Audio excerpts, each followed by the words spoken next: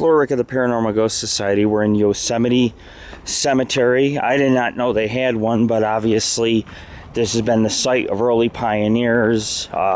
They had a mining site, and eventually there was a town around here called Curry, which was a settlement, and the Miwoks and the Paiutes also had a village here. The cemetery seems to be quite old. I see a bunch of wood grave markers, a couple stone grave markers with wrought iron, a couple memorials. As you can see, it's well wooded. I mean, if you look up, there's cliffs, so the graves are overshadowed by this large mountain. And you can come down here and you can see that we're taking EVPs, but you can see that there's wooden grave markers right here. Very pleasant. A boy, it says right here, a boy, a Frenchman, Woolcock in Boston. That's all I know. And then you come around here and you see Mackenzie.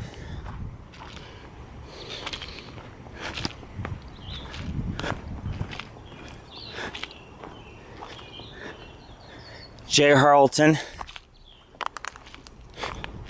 Nice big monument over here. It's very pleasant in Yosemite. We're actually in the heart of it. We're in the valley. We are thousands of feet below the cliffs. You have this grave site. You have this one, Mrs. Carrie Resky, maybe. Very hard to read some of the stones. They're not very legible. But you come around here, you have a giant monument. I mean, it's really an amazing site. You wouldn't expect to have this. Here we go. This is James, what looks like James G. Lehman, native of Virginia. So beautiful stone, one of the most prestigious. And then you come down here and you have Albert May. And then you come down here a little ways and you can see this is a very old grave marker in memory of Thomas Glenn, American.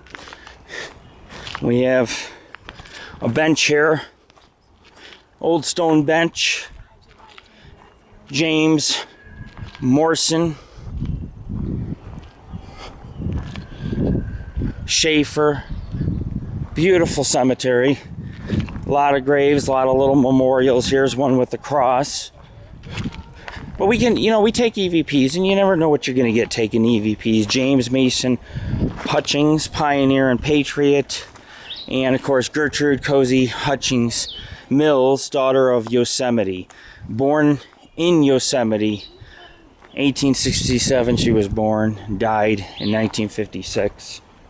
And you come on over here and you look, and this is just a stone.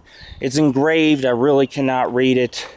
And finally, you come over here in the cemetery and you have Frank Bockerman and Harry Eddy. Died 1950. So the cemetery roughly dates back to about 100 years ago. Like I said, it's overshadowed by these cliffs. It's a beautiful cemetery. At night, I'm sure it's a little more active than during the day, but, we're here in memory of Ephemond Crippen. Died August 31st, 1881. So the cemetery is definitely over 100 years old. Anyways, this is Lord Rick of the Paranormal Ghost Society.